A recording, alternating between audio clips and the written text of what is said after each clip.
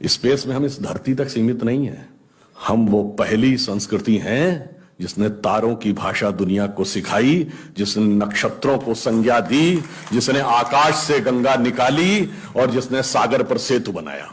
मैं तो यह भी पूछना चाहता हूं मेरे भाई, जिन लोगों को लगता हो कि यह कल्पना है, वैसे तो वो आपके अज्ञान के कारण कल्पना लगती, जैसे बहुत सी चीजें विज्ञान की आज से 100-150 साल पहले कल्पना लगती थी, पर उनसे पूछ लो कि भाई ऐसी कल्पना भी तुम क्यों नहीं कर पाए। उसके लिए भी तो इतनी विराट दृष्टि चाहिए कि आप आकाश गंगा तक सोच सकें। तो इससे आप समझिए कि स्पेस में हमारा विस्तार कहां तक था। अब टाइम पे आइए, अभी 2 महीने पहले हम लोगों ने अपना नववर्ष मनाया, तो अभी क्या चल रहा है, ईस्वी संवत 2021। तो किसी का 2021 चल रहा है, किसी का 1400 से चल रहा है। हमारा वैसे टेक्निकली ही सबसे पुराना है 2071, उससे पहले 5100 से अधिक युधिष्ठिर संवत, और हमारा सबसे पुराना संवत क्या है, ब्रह्म संवत, जो 1,97,40,40,28,000 कुछ 100, मुझे एग्जैक्ट फिगर नहीं याद है, वहां तक 1.97 बिलियन ईयर्स। बाकी दुनिया में कोई भी सभ्यता 1000 से ऊपर नहीं जा पाई। किसी संस्कृति में कहा गया 14,000 साल पहले दुनिया बनी, किसी ने कहा 7,000 साल पहले दुनिया बनी, किसी ने कहा 30,000 साल पहले दुनिया बनी। कोई 1 लाख तक भी नहीं पहुंचा और हम 1.97 बिलियन तक पहुंचे। और इसकी प्रामाणिकता क्या है, इसकी वैज्ञानिकता क्या है, इसका प्रमाण देता है दुनिया का सबसे बड़ा कॉस्मोलॉजिस्ट कार्ल सेगन। और ये कार्ल सेगन कोई छोटा मोटा आदमी नहीं था। आप में से जो लोग विज्ञान में रुचि रखते होंगे उनको पता होगा कि first man made object which has gone beyond solar system, सौर मंडल के परे जाने वाला पहला मानव निर्मित उपग्रह वॉयेजर है, जो 1978 में छोड़ा गया था। उस वॉयेजर में एक संदेश अंकित किया गया, उसमें चित्र भी बने हैं, भाषाएं भी लिखी हैं, तरह तरह की वॉइस रिकॉर्डिंग भी है। उस संदेश को जिस कॉस्मोलॉजिस्ट ने बनाया उसका नाम है कार्ल सेगन। तो आप समझिए वो कितना बड़ा और कितना महत्वपूर्ण व्यक्ति था। कार्ल सेगन लिखा है, only the ancient cosmological calculations of Hindus matches with the modern scientific calculations because they went to the billions। और आज हम मानते हैं कि 4.5 बिलियन ईयर है अर्थ की आयु, 1.97 बिलियन हमारे यहां मानी गई। कार्ल सेगन कहता है others were not able to even reach 100,000 and Hindus have calculated up to billions। तो अब ये एक वैज्ञानिक कह रहा है कि हमारा टाइम में कितना लंबा व्याप है और स्पेस में कितना लंबा व्याप है।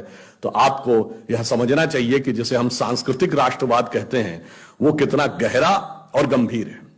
अब मैं आपसे कभी पूछूं कि दुनिया में सभी धर्म संस्कृतियां दावा करती हैं कि हमारे पास बिल्कुल अलग विचार है, हमने बड़ा अच्छा विचार दिया है।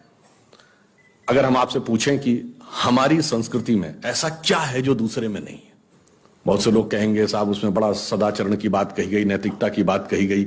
तो लोग कहेंगे ठीक है भाई, दूसरी जगह भी कही गई, शायद कोई फॉलो करता है या नहीं करता। पर मैं अगर आपसे पूछूं कि वो चीज बताइए जो हमारे यहां लिखी और दूसरी जगह लिखी ही नहीं, वो क्या है? आप सबने नाम सुना होगा, वैदिक मैथमेटिक्स।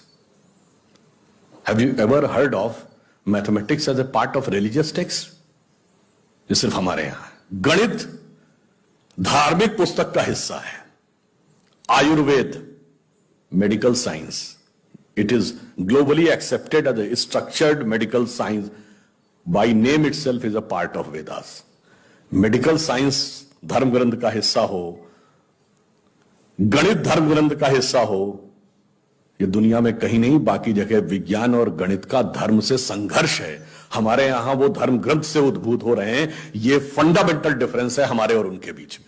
और इतना ही नहीं, मैं कभी आपसे, आप लोगों ने ध्यान दिया हो अगर गणित की जो खोज है, वैसे तो बहुत सारी चीजें थी जो अंग्रेजों के आने के बाद छुपा दी गई, क्वाड्रेटिक इक्वेशन हो, अलजेब्रा हो, ट्रिग्नोमेट्री हो, ये सारी चीजें। मगर एक ऐसी चीज है जो कमोबेश सभी लोग मानते हैं, चलो ये तो मान ही लेते हैं कि भारत ने दिया।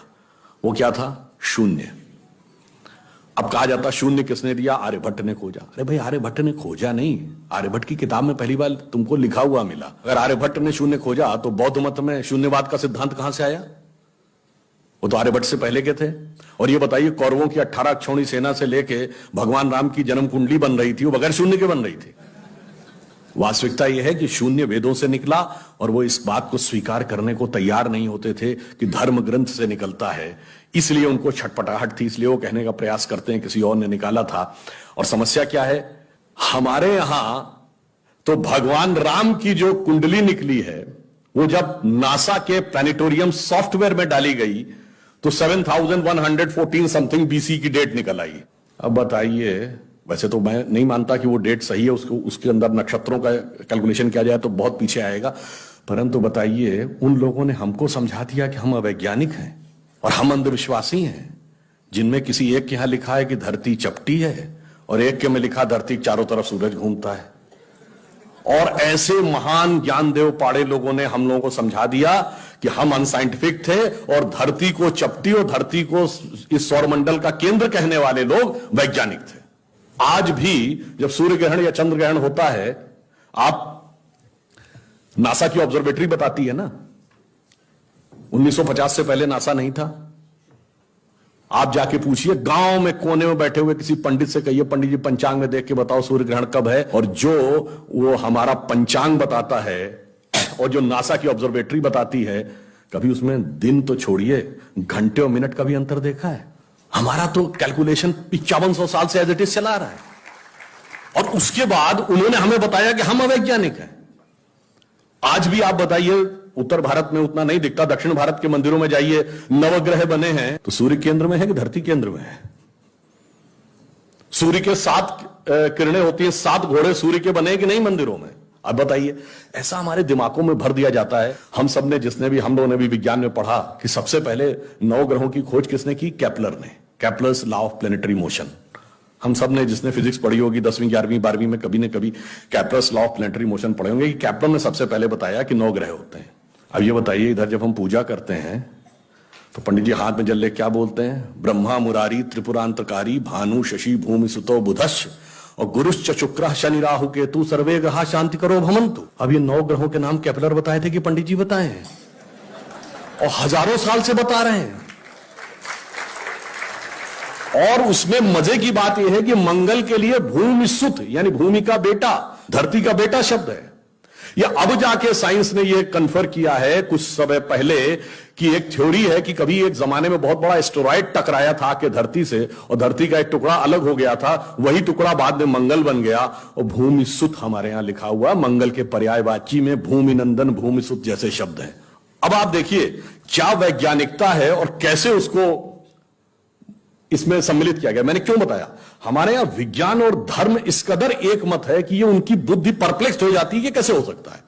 अब मैं शून्य पे आता हूं, हमने शून्य खोजा, मगर महत्वपूर्ण बात है हमने शून्य क्यों खोजा, हम शून्य खोजने में सफल क्यों हुए और वो क्यों नहीं सफल हो पाए। बड़ी बड़ी दुनिया की civilisation, Chinese civilisation, Mesopotamian, Babylonian, Egypt की सिविलाइजेशन, ग्रीस की civilisation, Roman empire, Turkish empire, Inca, Maya, Aztec, कोई जीरो नहीं खोज पाया। उसका कारण यह है कि जो भी विज्ञान के विद्यार्थी हैं वो शून्य का महत्व समझते हैं। किसी संख्या को आप जितने से डिवाइड करते हैं, x डिवाइडेड बाई n, उसका रिजल्टेंट होता है। जैसे आप n की वैल्यू कम करते चले जाते हैं, रिजल्टेंट बढ़ता जाता है। यानी किसी संख्या को x बटे 20 से x बटे 10 का मान ज्यादा होगा, x बटे 5 उससे ज्यादा होगा, x बटे 4, 3, 2, और जब x डिवाइडेड बाई 1 होगा तो क्या होगा?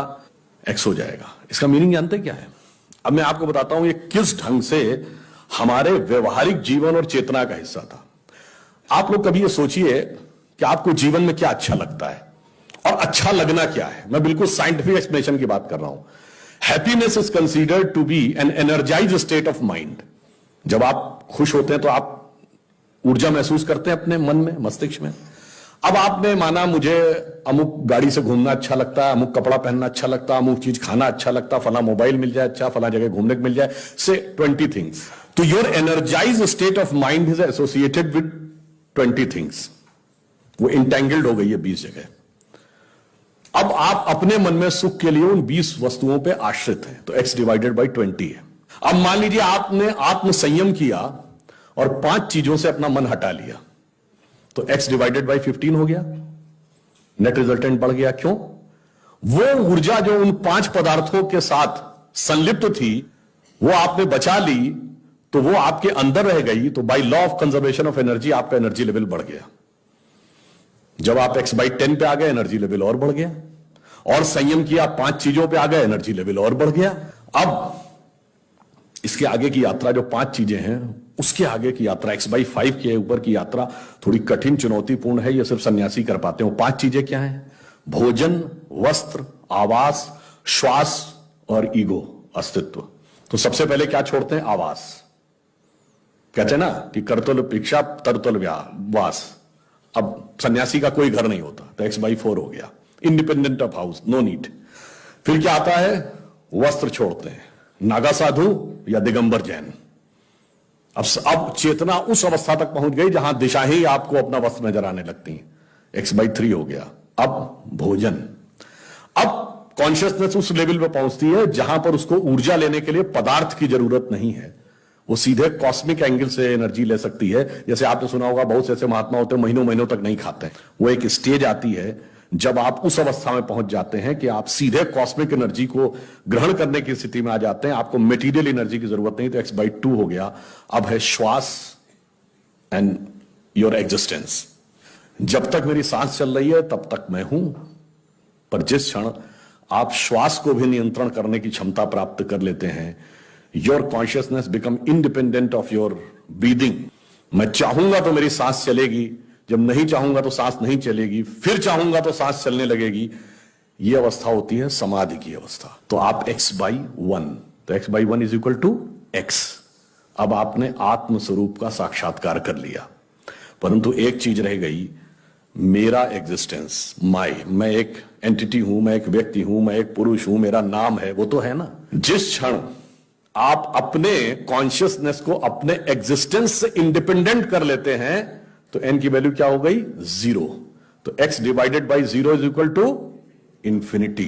तो अनंत की यात्रा शून्य से होकर जाती है, और हम अनंत खोज रहे थे, इसलिए हम शून्य को खोजने में सफल हुए। यह मूल कारण है कि हम भारतीय शून्य को क्यों खोज पाए।